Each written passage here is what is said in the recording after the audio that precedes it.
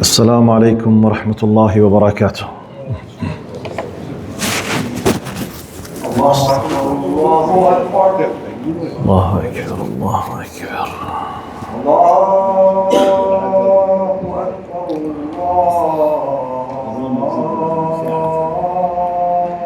الله أكبر الله أكبر. أشهد أن لا إله إلا الله. أشهد أن لا إله. أشهد أن لا إله إلا الله.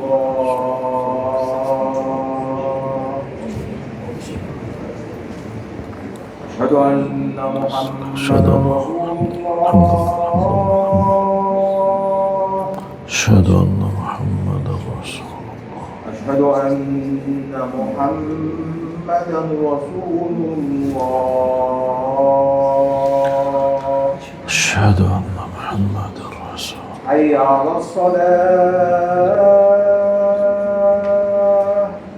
لا حول ولا قوة.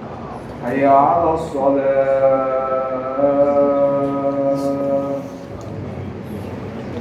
حي على الفلاح. حي على الفلاح.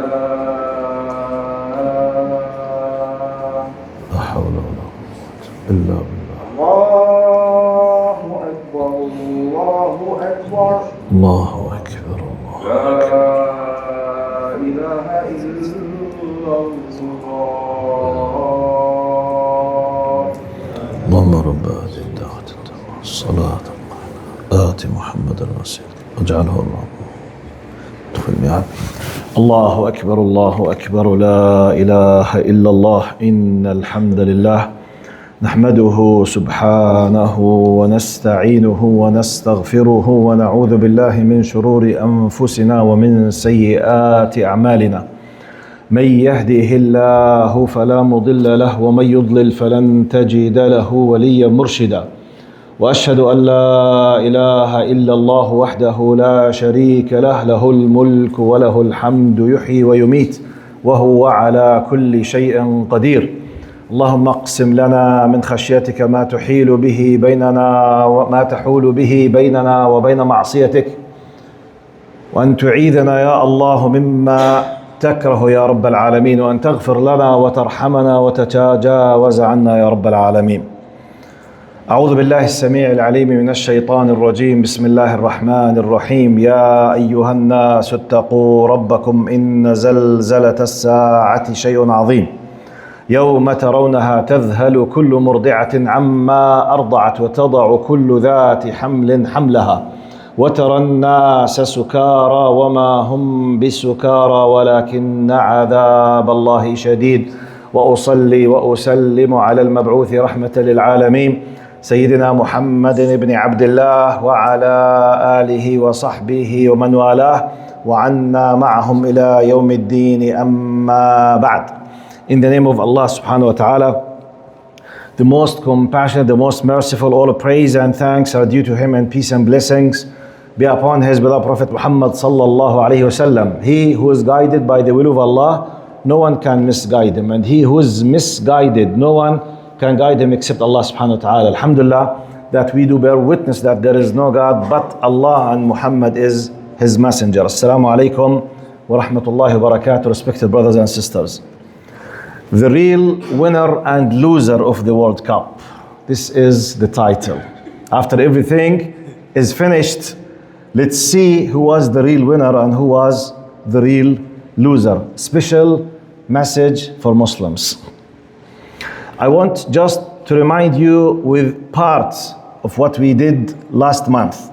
When I was with you last month, 4 weeks ago, we are still at the very beginning of the World Cup. At that time, part of what I highlighted at that time was, I put the title World Cup versus Jannah Cup 1 month ago, before we know the results. For you know how the reactions of believers and Muslims, how they were putting efforts for the sake of 22 players running behind a piece of leather full of air. Some of them, they were ready to kill themselves. Before we discover how this dunya works. 1 month ago, I said World Cup versus Jannah Cup.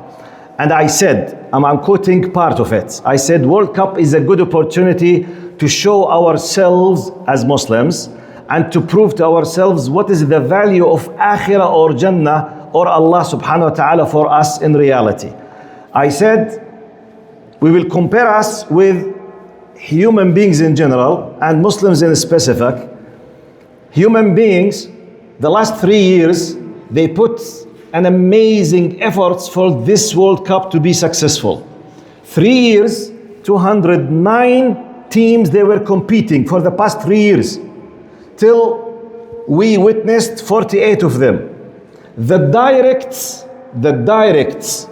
budget of the FIFA, it was about 9 billions. The direct investment, I mean by the direct, like when you say, for example, this is specific, for example, a stadium in Ontario, how much they paid to make it suitable for the World Cup. This is the direct investment, $10 billion. So the direct investment for this game to be successful, the direct, indirect, tens of billions. 3 years in more than 200 countries. They put about 20 billions of preparation for this game to be watched.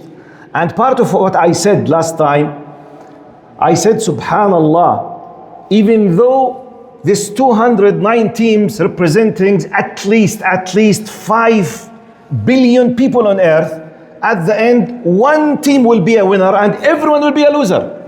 Literally. Look to the second winner. Messi was crying because he was not the first. This is the dunya. Just one. Everyone else is loser, literally. While in Jannah Cup, in the competition of the Jannah, everyone can be a loser. Everyone. Billions can be all losers. In dunya, just one and everyone else is rubbish. Nothing. This is if we are killing ourselves for the dunya.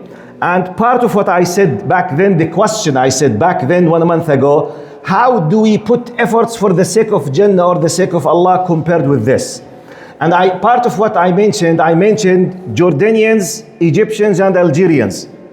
And in specific, Jordanians, my people, their game with the Algerians, because of the difference of the timing, it was exactly before the Fajr time. So we witnessed tens of thousands. They went to the city center. At least they moved from their houses 2 hours at least to make sure they can watch the game.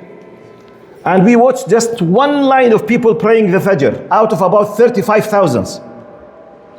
So I was asking myself, what made those tens of thousands leave their homes 2 or 3 hours before the Fajr to witness the game, while the majority of them, they might not pray the Fajr aslan at that time or in the Masjid.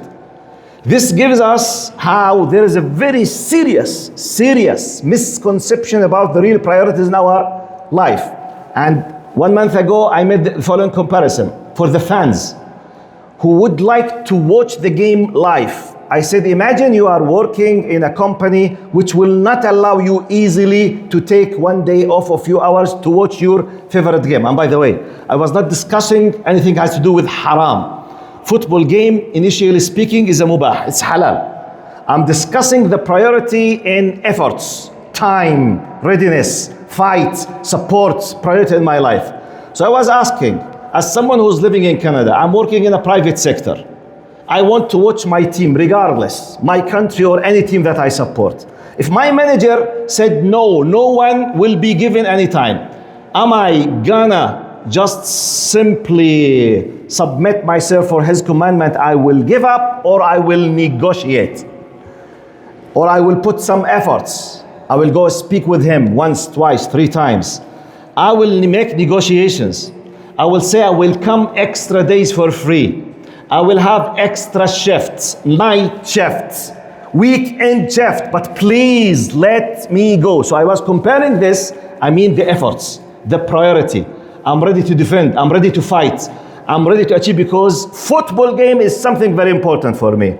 I was comparing it with someone as a PhD holder in Islamic studies, as a sheikh or a da'iyah or an imam in a masjid. many times I received many people asking me the fatwa. Sheikh, I'm not allowed to attend the Jum'ah prayer. What shall I do?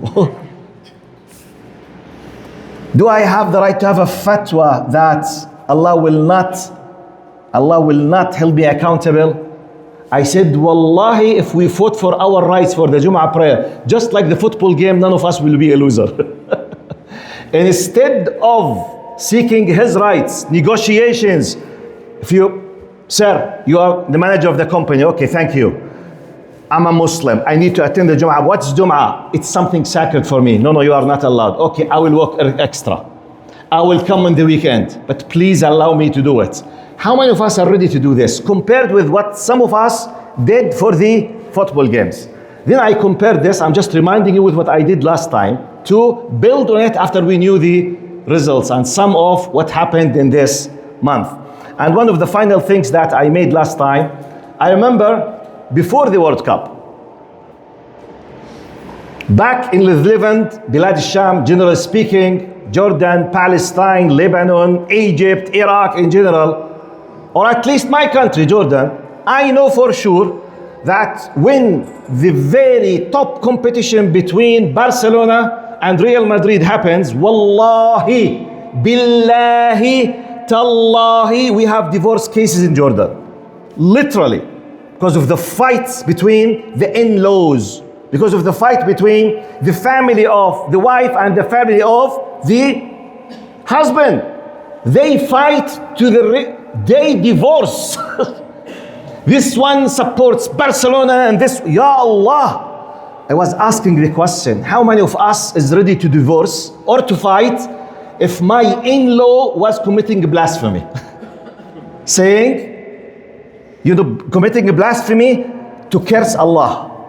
Some people, they curse Allah in the streets. Say, such and such, yil'an, and they say it against Islam or against angels or against Allah. Easily.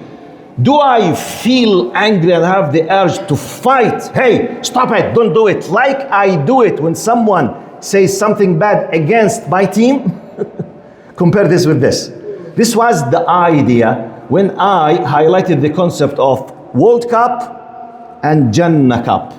If we put efforts for the Jannah, for Allah, for Islam, wallahi, maybe 10% of what many of us put for the World Cup in terms of the priority, the supports, the business in my mind, the burning of my heart, the time that I spend speaking about Messi, Ronaldo, Tape, Mappe, Ronaldo, but how many of our kids, they know details about the Sahaba like they know about Mappe or Lamine Yamal? How many of them? How many of them they know wallahi, some of them they know the details of, the size of their shoes, what they like, what they hate, when they sleep, how many kids they have, when they started playing the game. Ya Allah, wallahi, if they knew just 10% about Umar and Abu Bakr and Khalifa, that's the 10 promised, Jannah, wallahi, they will be in an amazing, beautiful way. So this is like a question for ourselves, including myself. I myself a father and a grandfather. We have kids. Do we put these priorities in their hearts? This is the core of what I did 1 month ago. I finished last time to compare one team who will be a winner compared with the Jannah. فَأَمَّا مَنْ أُوتِيَ كِتَابَهُ بيمينه فيقول هاؤم اقرءوا كتابي إني ظننت أني ملاق حسابي فهو في عيشة راضية في جنة عالية. As for those given their records in their right hand, they will cry happily, here everyone, read my record. I surely knew I would face my reckoning. They will be in a life of bliss in an elevated gardens, Jannatin Aliyah, whose fruit will hang within reach. Let's compare. Do we really put efforts more for some worldly things such as soccer or football games, or Islam and Allah more? أقول قولي هذا وأستغفر الله لي ولكم فيا فوز المستغفرين. أستغفر الله. أستغفر الله. أستغفر الله. أستغفر الله. أستغفر الله.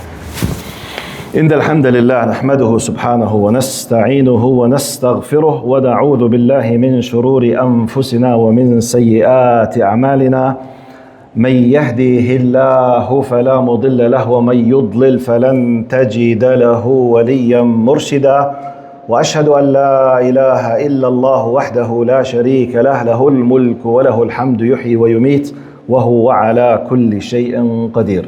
Now everything has finished. We are looking back. Let's highlight what happened now. Some of them cried. Some of them jumped in a crazy way. Some of us lost their minds. Messi cried. Ronaldo felt sorry. Mbappe lost. Many people cried, jumped, became crazy, but have they, those millions of people, solved any real human problem? With all of these tears, with all of joy and sorrow, have we managed to solve the poverty of one person on earth? La wallah. Just to see how we human beings, I'm talking about Muslims now, how we are brainwashed. How we are brainwashed. I watched an Arab lady in the past, so before the end of the games, an Arab lady, she was so happy, filming her kids. A girl of about 12 years and a boy of about 10, more or less. She was so happy to ask us on the Instagram to see her kids. She was, filming them second by second about their reactions about what happens in the World Cup. She showed us her 12 years old girl crying badly because of Messi. A girl, a female. I can at least understand a boy because football games 99% basically it's more close to the boys, not for the girls. Yet a girl 12 years old, she was so facing an amazing, a very, I don't know how to describe it, bad scene in crying. She scrambled herself like this, having the pillow, badly crying, maybe for 1 or 2 hours, with a black circles around her eyes because of Messi. A girl, Arab Muslim. The mother, she was so happy. Hasbunallah wa ni'mal wakeel. My point, Ya Allah, what made this girl have the value for the fact if Messi missed, she's crying? I was asking myself. I watched many others crying because of the football games. And their families, they are proud of them. Wallahi, they are proud, as if they have achieved the Jannah. So I said, how many of our kids, they cry if they lost the Fajr prayer? How many of our kids in this age, they feel bad because they did not come to the Masjid in Jum'ah? How many of them, they cry because they were rude with their parents? How many of our boys cry because they watched porno or filthy, dirty things in the internet and they felt sorry before Allah because they did not respect His existence? Or, I can keep counting tens of things. They cry. So I was comparing my question I put here. I said, Ya Allah, those people, how many of them, they cry because they lost the Taraweeh or feeling guilty because they did something bad or harm or haram? I put the big question, what made my kid be like that? Why my daughter and my son is ready to cry because Messi lost and never ever think about these tears, whether they should come because they missed the Fajr prayer, for example, or disrespected the parents. Disrespecting parents is a major sin in Islam, equal to committing zina and committing shirk. How many of our kids, they don't respect their parents? How many of them, they realize that they're committing a major sin? By the way, this is our problem, the parents. Not the problem, it's not our kids. It's our problem if my kid is ready to cry and to lose his appetite and not, I will keep crying for 10 hours and go to bed because Messi lost, while they have no problem at all. If Allah's right is missed, there is a serious problem in raising them at home. What is the priority at home? This is my problem as a parent. I said here, The big question, what made my kid be like that? The answer from my point of view, simply the values that I have planted in them or allowed them to be in them while watching. How do they spend their times, our kids? Who are their friends? Where do they go? Who has the biggest influence on my kids?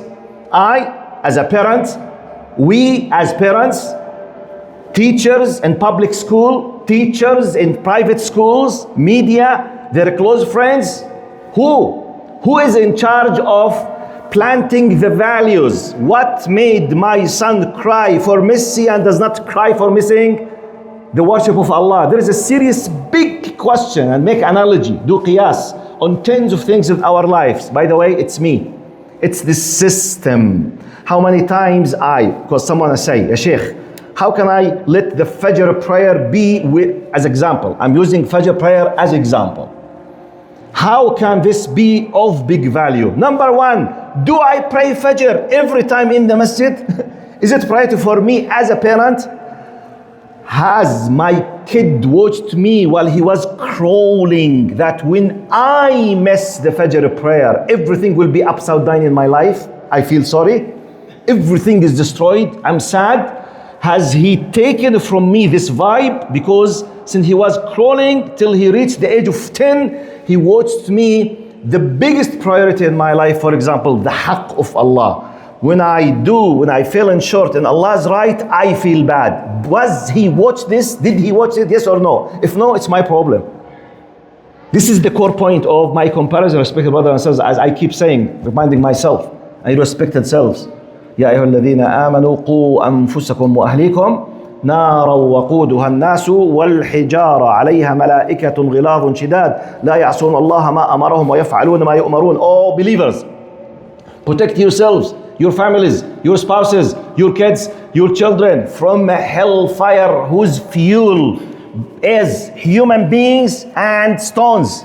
My son could be one of them. Your son could be one of them. My daughter could be one of them. Your daughter could be one of them. So, how come I will leave my son or my daughter to cry because of an Egyptian movie or Syrian movie or Hollywood or Netflix movie while this tear does not come for the whole month of Ramadan praying the Taraweeh behind the Imam? Why? There is a big question. Why the tears come because of an actor or actress on Netflix and these tears has no existence when listening to the Quran? There's a big problem at the household. What's the priority? How do I speak with my wife? What do they witness? What they hear? What do witness? If they saw me all the time, walking doing this all the time, definitely they will not be Abu Bakr and Umar. They will do the same thing. Maybe I can control myself as an adult. Maybe when I see something haram, at least say astaghfirullah and I will skip it. He does not have this power. He will look and he will go through. Do you know now they target the kids of 6 and 7 and 8 years for special porno sites? 6 years, 7 years, human trafficking. Special ads for kids under 10 to bring them to these things, to bring them, it's wallah, it's mind-blowing. But who is in charge of this? I, as a parent. And in this context, let me just share this story with you. And I will finish the khutbah, inshallah. The core point, as I said, the title of my khutbah, the real winner and loser in the World Cup. Let's take a benefit. What is the real value in my life? About 15 years ago, I visited Hong Kong. I received an invitation to give a 1-month intensive course, Introduction to Islam, for Muslims and non-Muslims, mainly Muslims. So I used to deal every day nearly with 2 groups, teenagers, ages between 13 to 17, and the adults at the evening. In the early morning, the group of the teenagers from 13 to 17, all of them, they came from Muslim families, either Pakistani origins or Chinese origins, exclusively, except one person. His name is Abdullah. He was a new Muslim. His age is around 13, hardly reached 13. He became a Muslim exactly 4 months before I reached Hong Kong, which means His Islamic age is 120 days just. Abdullah started reading about Islam in Hong Kong, and he used to be in an atheist family. His father is an atheist, his mother is an atheist, and he is the only child in the family. Maybe you are aware, generally speaking, Chinese culture since about 50, 70 years, including Hong Kong, generally they have just one kid because of their policies, generally speaking. So many generations, but at least 3 generations, they came without knowing paternal, maternal uncles and aunties. There is no uncle, no auntie, no brother, no sister, just alone. The point, Abdullah was living alone, father, mother, atheist. They don't believe in the Akhirah or Allah. In Hong Kong, one of the most corrupted ethical places on earth. If you want to go to the haram, you can't imagine the level of haram there to be committed. Everything is easy. 11 years and a half started reading about Islam on the internet. 1 year and a half reading about Islam, he decided to become a Muslim. Then he reverted to Islam around 12 and a half, more or less.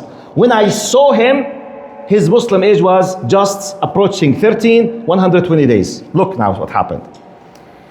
One of the days, it was in the summer, the humidity so high, I was very tired. I have 5 kids with me, I teach every day. So I felt so tired, so exhausted. I lost the Fajr prayer. I myself lost the Fajr prayer.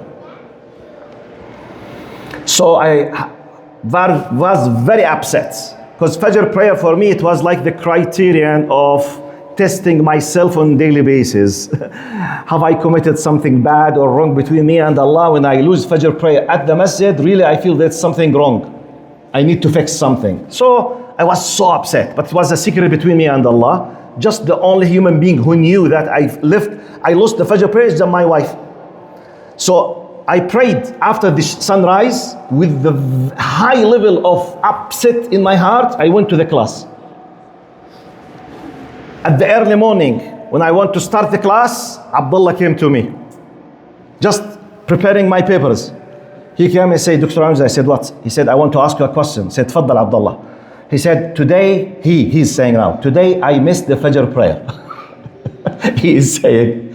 So I said in my heart, La ilaha illallah, the last thing in my life I want anyone to ask me about is how to deal with someone who lost the Fajr prayer, because I myself lost the Fajr prayer. Which is, at that moment, spiritually, I was so weak. I can't advise, because I myself in the problem. It's like imagine an imam or a sheikh come to pray, for example, as an imam. He has just left the house and he made a big mistake by screaming in the face of his mother. He committed a major crime. And when he came to the prayer, just Assalamu alaikum, someone came to me, Ya Sheikh, I want you to help me because I have a serious problem with my mother. I screamed in her face. What can he say to them? He is in the lowest level of spirituality to support. So I wished if he did not ask me this question. I said, Abdullah, okay, pray it. Just don't worry. You can compensate it. Don't worry. I want just to close the file. I said, Doctor, this is not my question. I'm not asking about compensation. I said, Abdullah, pray it. That's it. Inside myself, I was saying, Ya Allah, please let him close the file. I don't want to discuss. I said, Abdullah, pray it. Don't worry. I said, this is not what my question. I said, Abdullah, pray it. For God's sake, pray it and close the file.